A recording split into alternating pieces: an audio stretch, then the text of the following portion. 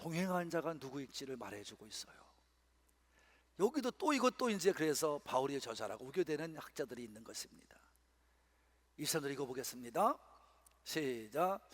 우리 형제 디모데가 노인 것을 너희가 알라. 그가 속히 오면 내가 그와 함께 가서 너희를 보리라. 할렐루야. 네. 여러분, 여기서 말할 때 이 바울 히브리서 저자가 디모데를 부를 때 뭐라고 불러요? 형제. 형제라고 부르는 거예요.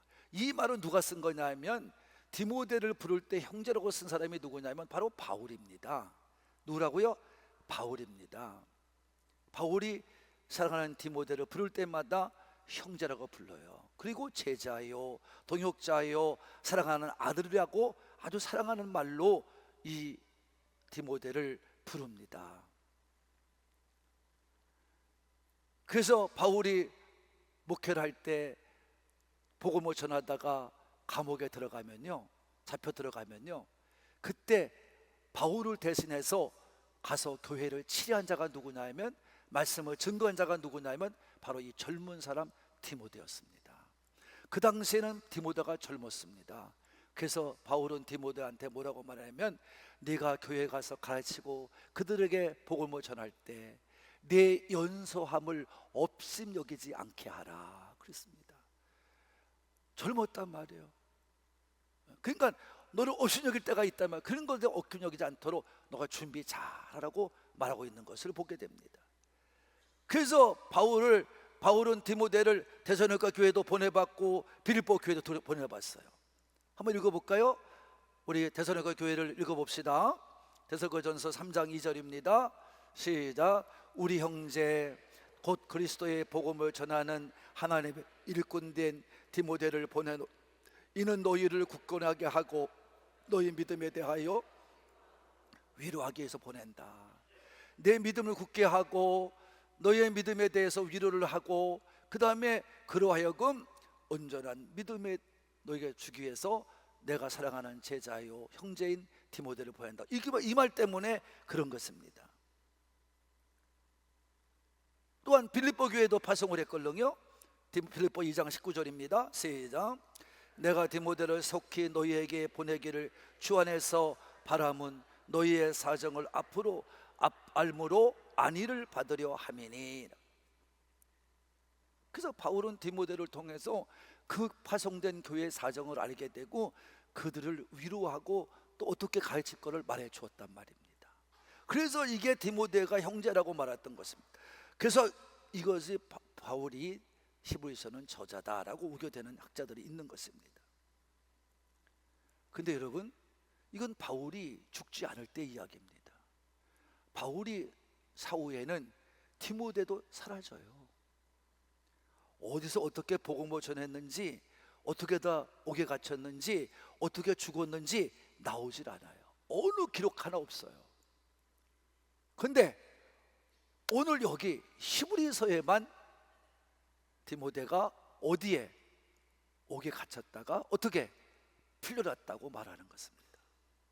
여기서만 나와요. 그러니까 바울이 저자다 할 수는 없다는 것을 반증하고 있는 것이기 때문에 제가 그러는 것입니다.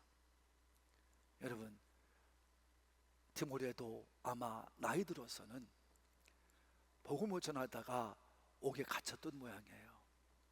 근데 그동안에 이 디모데가 바울의 신앙을 본받아서 열심히 복음을 전해주는 까닭에 이 디모데의 모든 신앙이 그 소아시아 지역에 많이 퍼져갔던 거예요. 빌립보 교회까지 퍼져갔던 거예요. 그러니까 유명한 사람이 된 거죠. 그러니까 이 사람에 대하여 히브리서 저자도 잘 알고 있었던 것을 우리가 볼 수가 있는 것입니다. 그래서 우리가 어떤 일인지는 자세하게 모릅니다.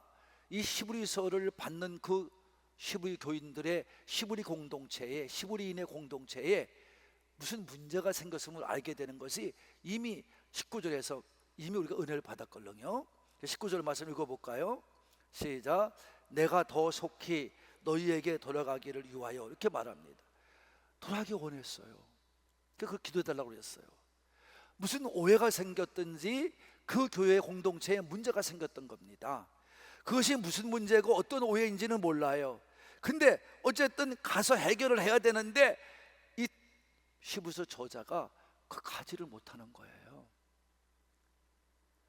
근데 오늘 디모데가 옥에 갇혔다가 풀려남으로 말미암아 지금 시간이 나서 이 히브리 저자하고 같이 동행하여 그 문제를 해결하는데 동행하려고 지금 요청을 한 겁니다.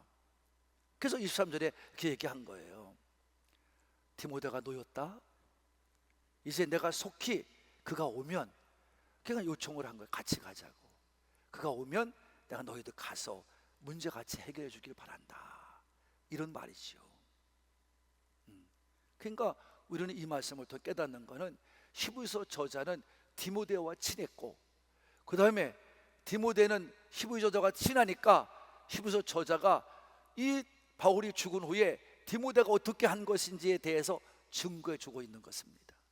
그래서 그만큼 복음을 전하다가 유명한 자가 되었고 많은 교회에 영향을 주는 그런 디모데가 되어 있음을 알게 되는 것입니다.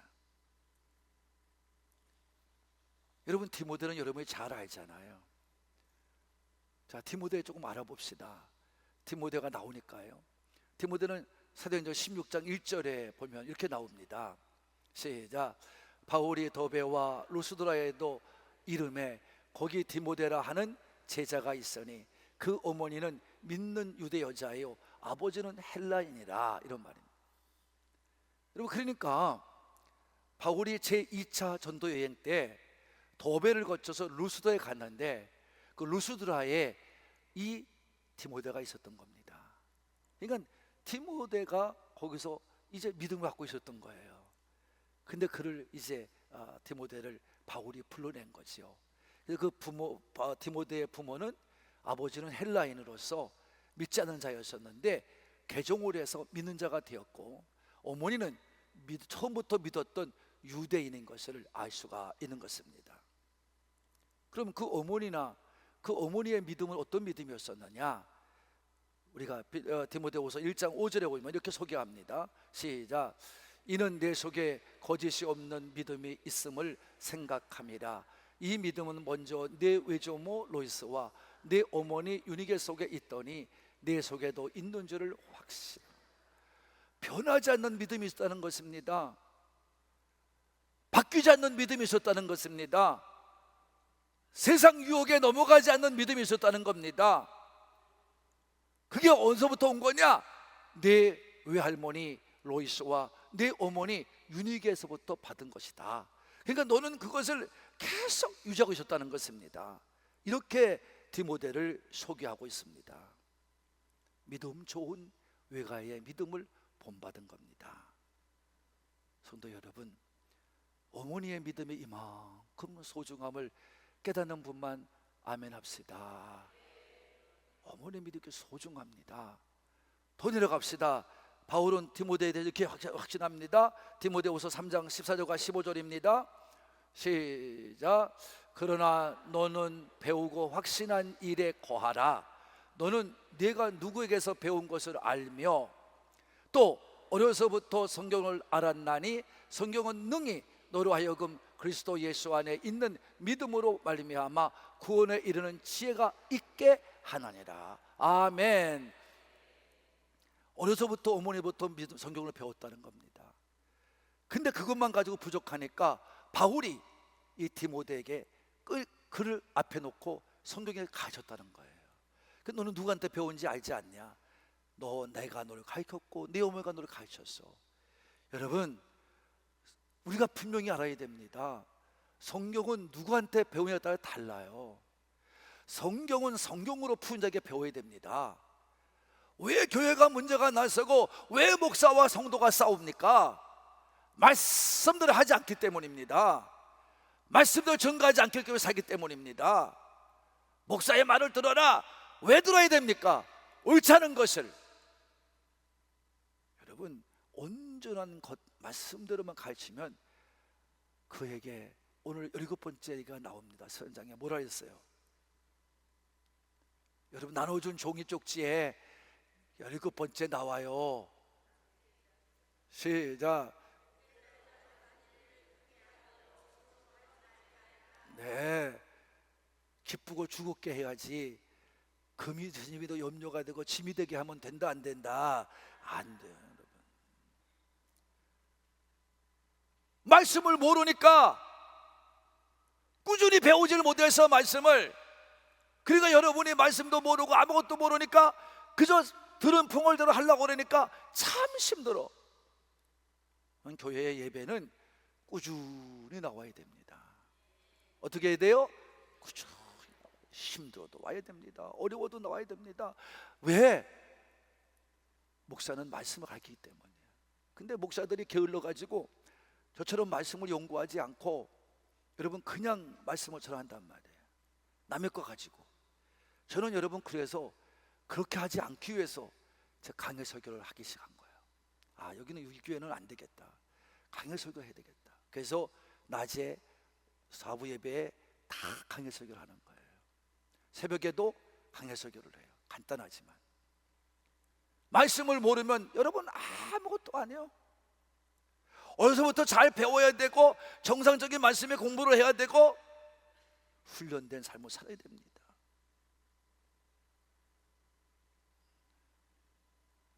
그 바울은 예수님을 만나고 그는 변화되어서 성령 충만했고 말씀 충만했고 그 다음에 예수 중심으로 살았고 말씀 중심으로 살았고 그렇게 살았걸렁요.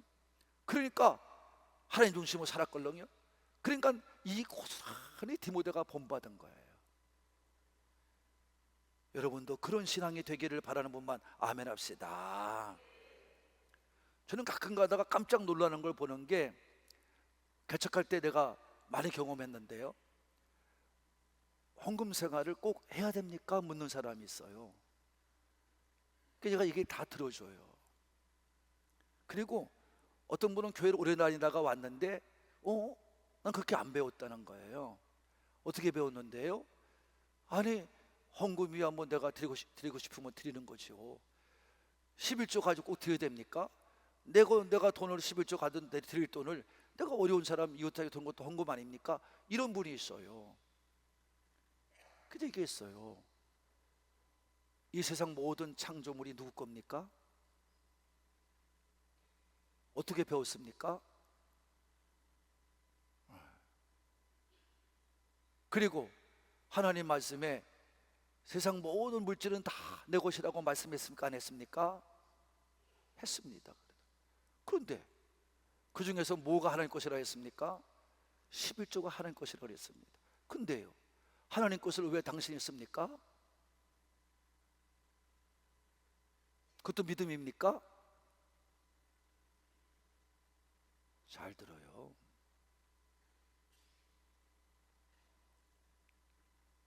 여러분 것은 없어요. 근데 11조만은 내게 드리라는 거예요. 근데 말라기서에 보면 11조 떼먹지 말라 그랬고 그 다음에 남은 걸 가지고 헌금을 드려라 그랬어요. 그러니까 여러분이 감사헌금 드리든 뭐 하는 건 여러분 알아서 하세요. 믿음대로 하는 거니까. 그러니까 제대로 배워서 제대로 믿어야 복된 삶을 살고 은혜의 삶을 살고 여러분이 풍족한 생활을 살아내고 풍성한 삶을 살다 가는데, 그렇게 못 사니까 여러분이 문제가 되는 거예요.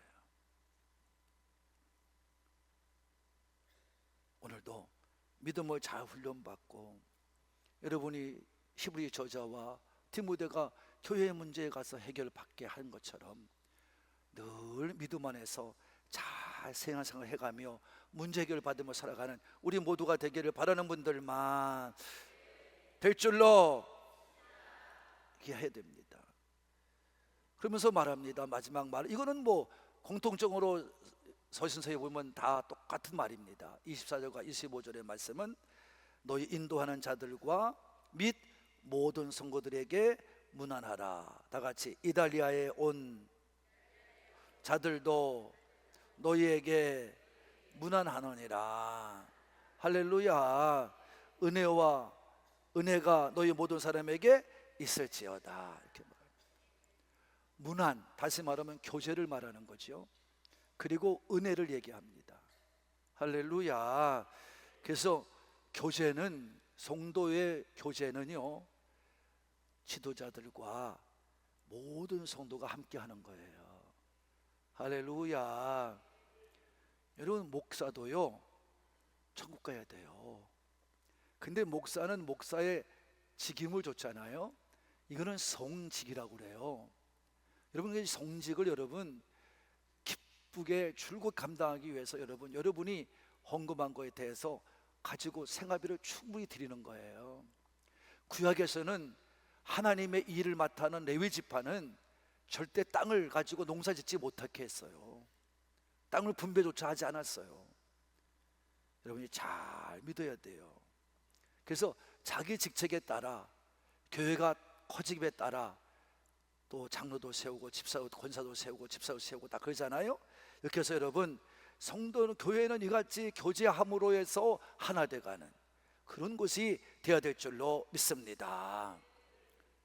아까 제가 물질 가지고 마음대로 살지 말라고 한 얘기가 있냐면, 헌금 왜 드려야 됩니까? 그러는데 여러분, 아니, 묻겠습니다. 잘 대답해 주세요. 여러분, 내가 일한 회사는 A 회사야. 근데 내가 한 달치 월급을 어디로 받아가서 소리치냐면 B 회사 가서 달라고 그래. 자, 그러면 주죠? 아유, 여러분 왜 그래? 대답 잘하세요. A 회사 가서 일을 열심히 했는데 B 회사 똑같은 회사니까 여기 가서 달라 그러면 주죠? 왜 안 줘요? 아니, 일을 해야 줄 거 아니야. 일을 해야. 일도 안 돼 내가 너에게 왜 주느냐 이 말이요.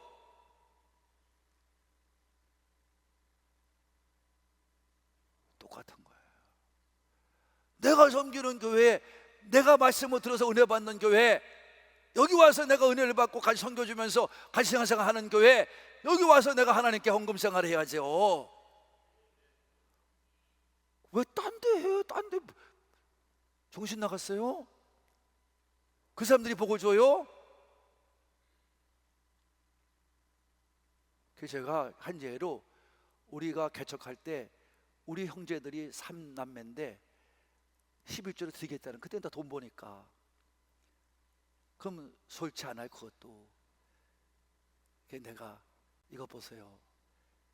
너님, 동생들아, 내가 목사야. 어떻게 내가 아무리 어려워도 섬기는 교회가 있는데 그걸 내가 11조 내가 받아서 하나 기도를 해.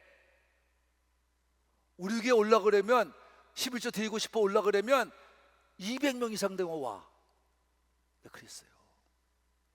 난 안 받았어요. 그걸 왜 받습니까 여러분? 그거를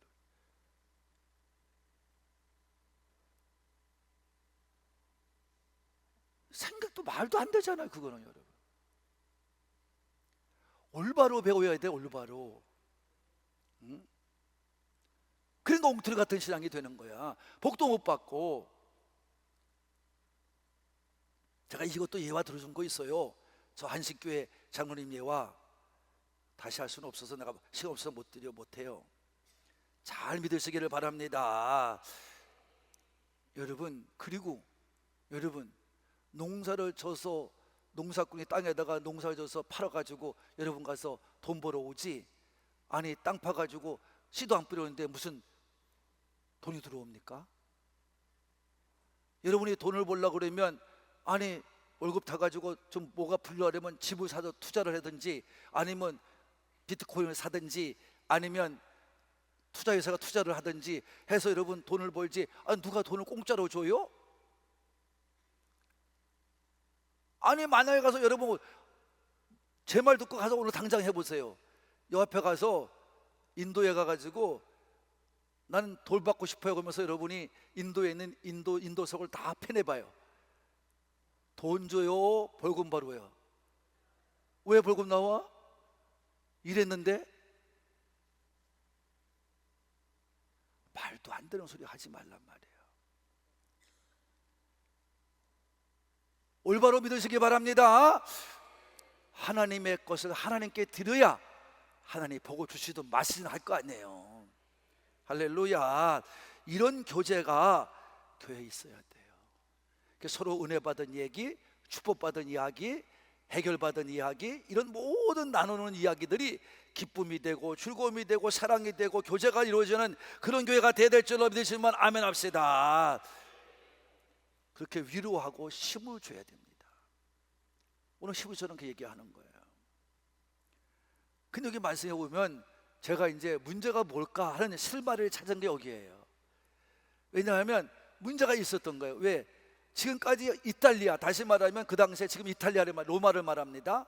그 당시에 이탈리아 사람들이 15에서 어디에도 귀시된 게 없어요. 문안 인사할 때만 이탈리아 사람도 있다고 얘기를 해요.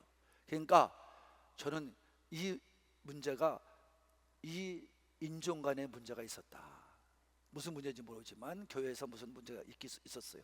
이걸 해결해 주기 위해서 아마 15의 저자하고 디모데가 같이 갔을 거예요.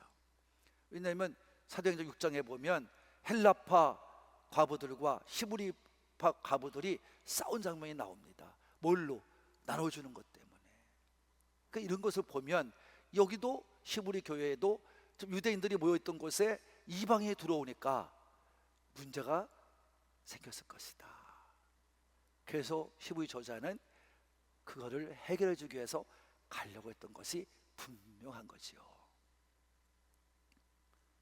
여러분, 가는 자가 어떻게 해요? 은혜를 가지고 가는 거예요. 다 같이 은혜 가지고 간다. 은혜는 내가 받을 수 없지만 받는 게 은혜예요. 그래서 우리의 말씀은 은혜의 복음이에요. 할렐루야. 그래서 여러분, 우리는 다 은혜 가운데 이루어지는 것입니다. 교회 와서 왜 싸우려고 그래요? 교회 와서 왜 남한테 험담하려고 그래요? 교회 와서 왜 남의 약점이나 패하려고 그래요? 교회 와서 여러분 남이 약점이 있다고 왜 고발하면서 왜 교회 와서 싸우려고 그래요? 여러분, 그건 잘못된 겁니다. 교회는 사랑으로 하나 되는 것이에요. 내가 먼저 사랑하는 것이에요. 그래서 같이 은혜를 나누는 것인 줄로 믿으시는 분 아멘 합시다. 그래서 오늘 15의 저자는 그 은혜가 너희 가운데 충만하기 원한다. 할렐루야. 그래서 우리도 모두 이런 교제 안에서 믿음 생활하면서 우리 하늘공교회가 정말 어느 목사님들이 왔다 가더라도 축복하는 교회가 되기를 바라는 분들만 그런 교회가 되어야 됩니다. 목회가 끝나고 갔는데 너희들, 나는 이제 앞으로 그럴 거예요. 그래서 여러분이 내가 목회를 그만두고 가더라도 나는 죽을 때까지는 교회 나올 테니까, 여러분 왜 아멘들을 안 해? 죽을 때까지 교회 나올 테니까 나를 볼 거잖아요. 만약에 담임 목사 모셔놓고 싸운다 그러면 나는 그때부터 저주할 거예요. 여기다 이 교회에다 저주 복격할 거예요. 그런 것이 있어야 된다 없어야 된다? 잘 들으세요 여러분. 여기는 사랑으로 하나 되고, 사랑은 주는 거예요 받는 거예요? 복음성가에 뭐라 그랬어?